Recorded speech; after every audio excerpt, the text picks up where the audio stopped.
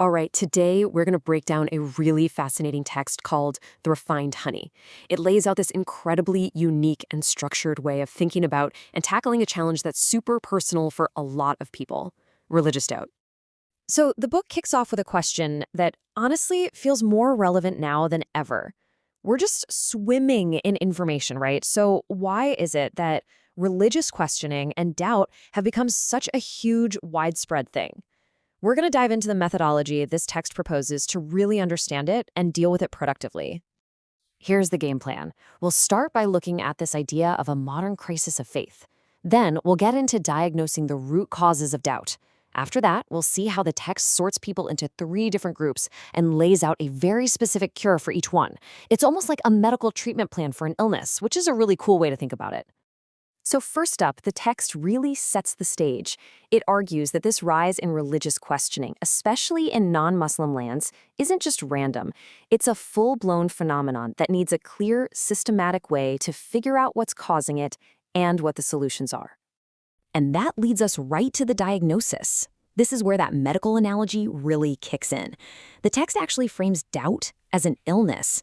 And the thinking is, hey, if you want to find a cure, you first have to understand exactly where the problem is coming from. So, what are these root causes? Well, the framework boils it all down to just three things. First, ignorance of the deen or the religion itself. Second, the environment you find yourself in. And third, emotion. The idea is that pretty much any kind of doubt you can think of grows from one or maybe a mix of these three roots. And to really make that environment factor hit home, the source points out a crazy stat. People are spending 7 to 8 hours a day on their devices. A lot of the time, they're consuming content that is just not aligned with religious ideals. The point it makes is so powerful. We'd never let a criminal just walk into our house, but we often don't think twice about the negative stuff that comes in through our screens. So let's unpack these a bit more. Ignorance isn't just about not knowing stuff.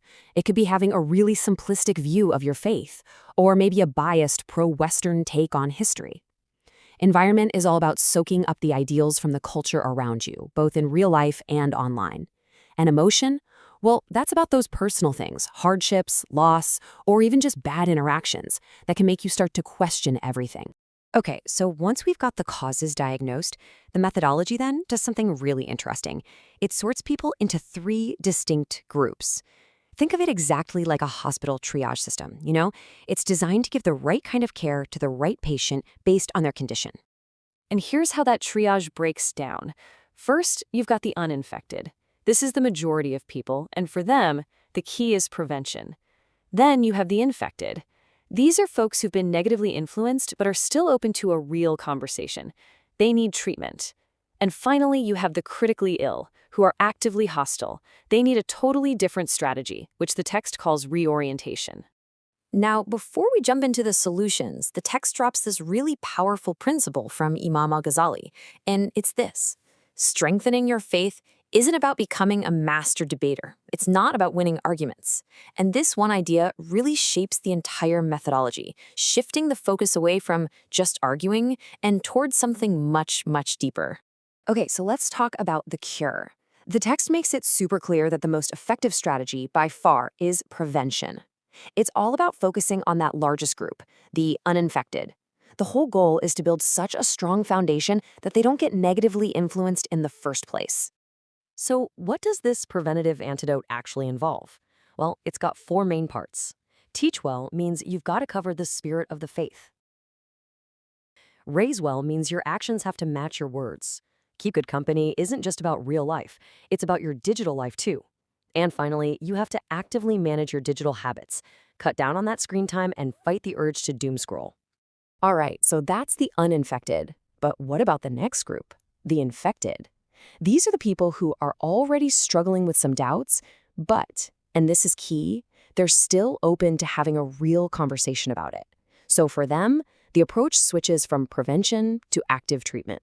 And once again, the text brings in Imam al-Ghazali to frame how we should think about this treatment.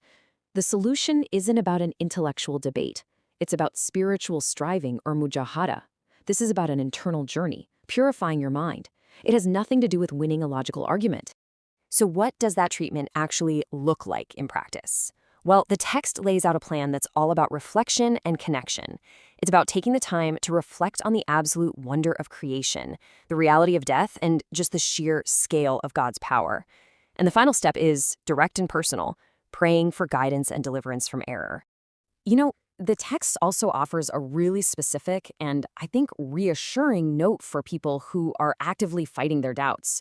It says that the very fact that you dislike having these thoughts is actually a sign of faith, and it advises seeking refuge from what it calls waswasa, basically those intrusive negative thoughts.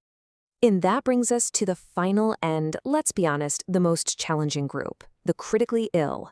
These are people who are insincere in their questions, they're antagonistic, they're hostile, and the methodology for them is completely different, and frankly, it's pretty unconventional.